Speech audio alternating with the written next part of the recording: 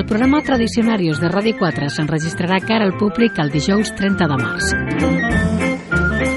Per celebrar els 40 anys de la nostra emissora i els 30 del festival, comptarà amb la presència de 3 músics de cobla, el tenor Jordi Guixer, el flabiol Xavi Torrent i el trombó Esteve Molero, que més enllà de la sardana s'aventuren al món del jazz. Conduirà el programa en Jordi Roura, amb la col·laboració de Jordi Martí Fabra, director de la revista Sons de la Mediterrània.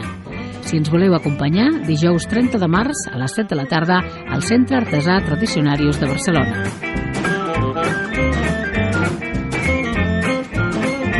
Ràdio 4 amb el Tradicionarius.